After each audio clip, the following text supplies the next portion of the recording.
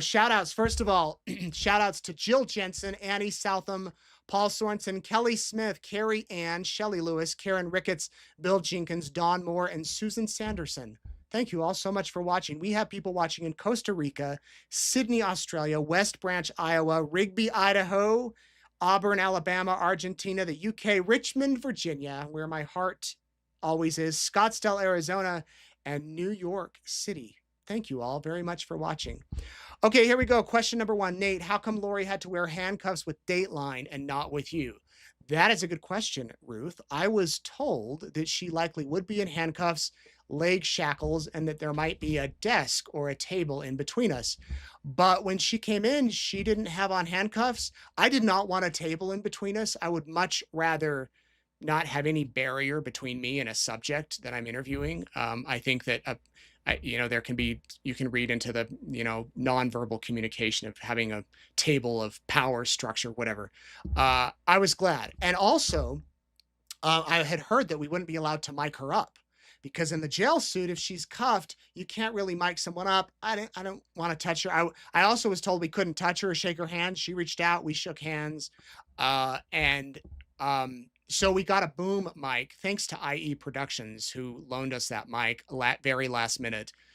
They came through with us. And so that's why we had that boom mic on her and I had a mic. But anyway, I don't know why she wasn't in cuffs, but I didn't have anything to do with that.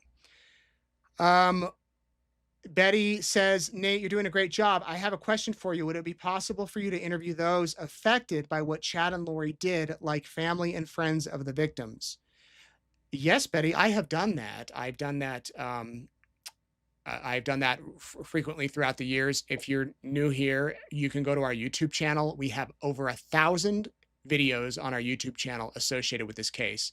And you can find interviews with Tammy's siblings, with Kay and Larry, with Colby, with the detectives, with the prosecutors, all that.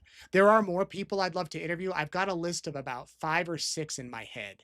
And I'm hoping that those can happen. But I also understand if they never want to talk. And I respect that. And I'm not going to harass them because, this has been a long time coming and we're kind of in the wrapping up phase, maybe. Nate, what happened to the house and the land where the children were found? The house was torn down last fall. The land is still there. It's now owned by a nonprofit. And they hope to turn that into a place of healing and peace. And they hope to have that, I don't know what the plan will be from here going forward, but the house is no longer there. Why are we talking about, and with Lori, I don't get it. You are a good reporter. Well, thank you for that, for being the good reporter part. I think I kind of explained why I talked about Lori, and total honesty, transparency, kind of full circle for me. I talked to her in 2020. 2020, and now it kind of is a bookend of both sides. That was the beginning and that was kind of the end. And there we are. Will Lori come back to Arizona for her appeals? No, most likely not. How the appellate process works is that the attorneys file all the paperwork. It works its way through. There's not like hearings like we see now with, well, she'll go and present herself. She'll be assigned an appellate attorney. She will not be her own appellate attorney. And then it's possible, maybe, at least this is how it works in Idaho, it's possible that perhaps on the very last hearing before the Supreme Court in Idaho, she might be able to come, but I doubt it. Gina, my question is, at any point during your interactions, did you get any inkling of guilt or spark of remorse or sadness in her eyes or mannerisms ever? No, I did not. Trish asked, do Chad and Lori communicate? I think we talked about that. They don't, as far as we know. Jeffrey says, did she flirt with you, Nate? I think so. I think a little bit, or she was friendly. Maybe she was flirtatious. Nate, did she have a black eye? A lot of people have asked me that. In person, I did not notice it. I know on the video, it looks like she has something wrong with her eye on one side. But I honestly, I didn't notice it. And if she did, some people have mentioned that her mouth kind of droops on one side.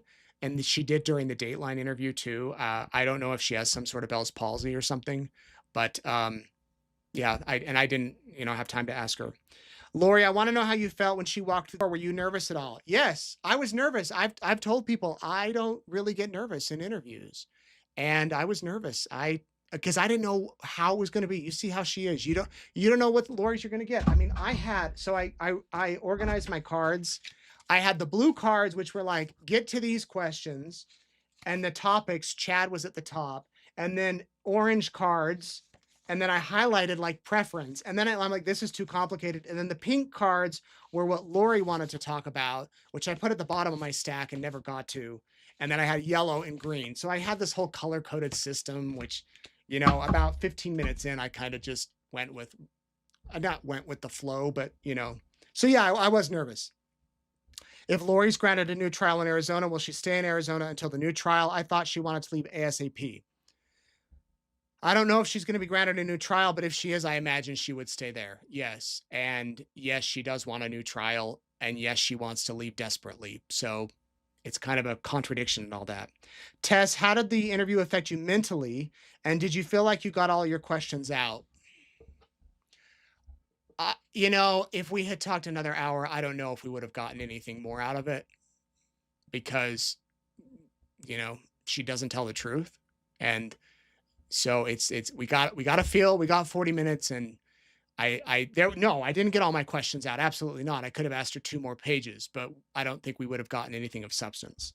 After mentally, we were all exhausted. We went to a barbecue place, which was just mediocre, to be honest. It wasn't like an amazing meal. And then Erica, my wife, was supposed to fly back. I dropped her off at the airport, and her flight got delayed and then canceled. So she ended up staying an extra day. Jordan went back. I think he took a nap. I was exhausted. We were all pretty tired mentally. I also didn't sleep well the night before. Lisa, you're always so professional. How hard is it to keep your mental health positive when covering cases like Lori Vallow? It can be hard. It can be very hard. The trials were the hardest mentally in my career. That Lori's trial was probably the hardest thing I've covered consistently. Normally, when I cover these type of stories, I can do something fun. An hour before I came on the air tonight, I was at an ice cream shop surprising a guy who did a good deed. That's fun. I can balance out the good and the bad, and I try to bring some balance. But sometimes things can get heavy, and then you have to unplug. Tammy says, I've been following you since the beginning of the case. Will you please do a tour of the Pocatello women's cell block where Lori will be housed? Honestly, the last time you went there, the warden made it sound like it's a country club for prisoners. Please tell me she won't have a cushy camp life after what she did to her whole family. I would love to go in and show you, but cameras have not been allowed. I can make a request again. I have toured there without a camera. It's not a country club. It is a prison, but it's nicer than Maricopa County. It's nicer than the jail where Lori is now. And, but it's not a country. It's not a Martha Stewart type setup. I can promise you that. I'll ask again. I'll try to go in and see. Kelly says, do you think they'll be charging Melanie with anything? I have no idea. Rachel Smith, the prosecutor, doesn't think so. She said she's rarely seen it where they go after the principal person first and then the secondary character second. And that's what they've done here. They went after Lori first, but we'll see. How come Lori's first 2 husbands were never interviewed by investigators? Linda says they are the only ones alive, and couldn't they have been provided investigators with valuable information on Lori? Well, I don't know. Maybe they were interviewed by investigators. We've reached out to them. One was very kind, but didn't want to talk. And then I couldn't find the other one. If they're watching, have them, you can call me, you guys, and we'll talk. Did you feel evil in the room when you were interviewing her? Did she scare you at all? She didn't scare me, and I didn't feel evil in the room. Just being honest, neither did Erica or Jordan. It felt like we were talking to someone who had issues, to be nice, but I'll tell you where I felt evil was Chad Daybell's house. That place, I don't want to ever go back there. It could have been 2. We were on adrenaline, and I don't know, with Lori, if we would have stayed longer, how it would have been. But yeah, I didn't feel evil. I just was there to kind of do the job and was in work mode. Bonnie, do you believe anything she said? I believe some of what she said. I think you'll know what I believe, what she said, and you will know what you believe, if you believe it, what she said or whatnot. Does Lori and Chad's quote church, which is not the FLDS, which is not the LDS church, still have followers and people that still believe in them? Nancy says, not that I know of. I think there are still people that read Chad's books because they're still on the market, but I don't believe that there are people that still follow their beliefs. Julie says, I may have missed this, but my assumption is that Alex is the one that killed both of the kids. Is that correct? The other question is, I know Tammy was convicted of conspiracy for Tammy Daybell, but is the assumption that Chad is the one that strangled her, or did Alex? Good question. I think the assumption is that both of them were there. There's not 100% certainty, but Alex's phone was at the church the night that Tammy died, the church near their home, and it stayed there. And so the thought is, for a while, the thought is that Chad could have picked him up. They could have gone back to the house. They could have killed Tammy there, both of them, because she had to be held down and then asphyxiated with the both of them. So yes, Alex killed both of the kids. We can assume that. I think that everybody kind of believes that he was doing the dirty work and then went and buried them on Chad's property. Lori says she doesn't know that they were buried there. I don't know if that's true or not. Jean, is there any receiving mental therapy in this? Is there any I don't know if you mean for me or Lori. Lori said she's going to counseling on the interview. I don't know if that's true.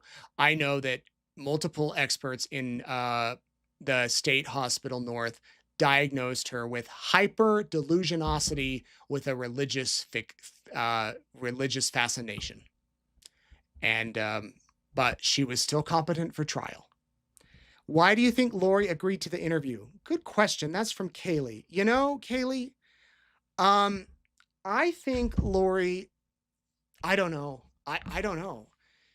I think she thought, as you saw there with the whole Noah's Ark, Evan Almighty thing, that maybe she feels she needs to teach me, prepare me, get me on the boat.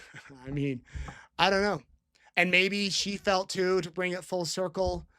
That is a question I did not ask her. It's a good question. Good question. Okay, I think that's it for the questions tonight. We've gone way over. Thank you. Here is where you can find me, where I post updates and photos.